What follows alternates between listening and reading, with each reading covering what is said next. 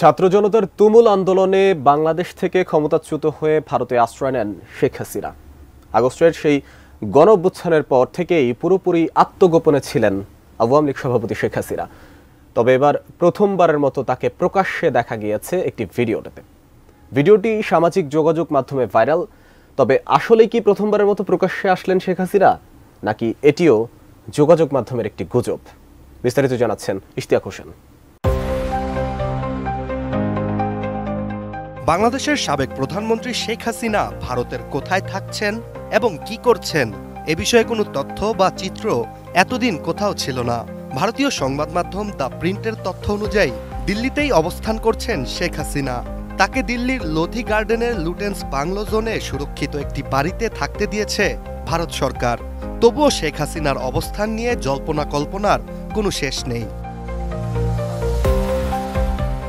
এদিকে হঠাৎই সামাজিক যোগাযোগ মাধ্যমে একটি ভিডিও ভাইরাল হয়েছে, যেখানে ভিডিওটিতে লেখা ছিল ভারতে প্রথমবার প্রকাশ্যে বঙ্গবন্ধু কন্যা জননেত্রী শেখ হাসিনা।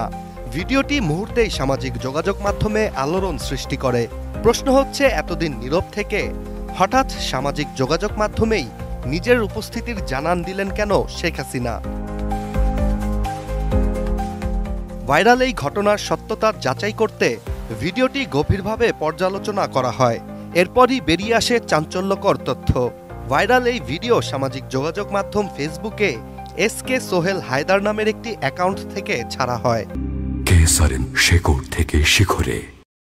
এছাড়া ভিডিওটি বিশ্লেষণ ও নানাভাবে অনুসন্ধান করে দেখা যায়, এই ভিডিও সত্য হলেও প্রথমবার শেখ হাসিনা প্রকাশ্যে আসার খবরটি ভুয়া, কেননা এই ভিডিওটি অনেক পুরনো।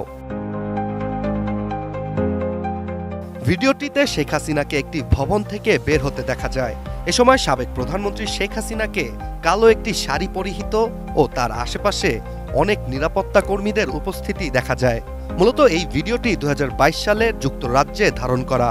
সে সময় যুক্তরাজ্যের রানী মারা গিয়েছিলেন, আর তাকে শেষবারের মতো বিদায় জানাতেই যুক্তরাজ্যে ছিলেন শেখ হাসিনা।